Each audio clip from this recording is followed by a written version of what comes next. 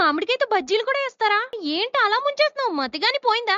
Mental కింద mad అయిపోయావేంటి? హే మాట్లాడుకు, మొదలెడితేనే కదా అందులోని మర్మం ఏంటో తెలిసింది. చేసేద్దానండి. ఒక గిన్నెలో కప్పుడు శనగపిండి, 2 చెంచాలు బియ్యం పిండి కూడా వేసుకుని, కొంచెం వాము, ఉప్పు, పసుపు, కారం వేసుకుని ఒకసారి కలిపేసుకున్నాక అరకప్పు నీళ్ళని అప్పుడప్పుడు పోసుకుంటూ శుభ్రంగా కలిపేసుకోండి. అందులోనే చిటికెడు వంట సోడా వేసుకుని ఇదిగో ఈ కన్సిస్టెన్సీలో కలిపేసుకుని పక్కన పెట్టేసుకోండి. పులుపు తక్కువ ఉన్న మామిడికాయ తీసుకుని తొక్క తీసేసుకున్నాక ఇలా చిప్స్ చేసుకుని దాని మీద పెట్టి తాటగా కోసేయండి. దీన్ని శనగపిండి మిక్చర్ లో ముంచేసి ఎక్సెస్ పిండిని జారించేసి సలసలా మరుగుతున్న నూనె వేసేయండి. అటు ఇటు తిప్పుకుంటూ 7-8 నిమిషాల పాటు మీడియం ఫ్లేమ్ లోనే ముదురు బంగారం వచ్చే వరకు ఏపేసుకున్నాక మజ్జిగ కోసుకుని పూ కారం జల్లి నూనె ముక్కలు పెట్టుకుని కాస్త కొత్తిమీర జల్లేసుకుని నచ్చితే నిమ్మకాయ కూడా పిండేసుకుని కొరుక్కుని తింటా ఉంటుందండి. ఈ మామిడికాయ బజ్జీ కోసం మా అమ్మ కారాన్ని మొత్తం మాలగా చేసి మీ మెల్లో వేసేయాల్సిందేనండి.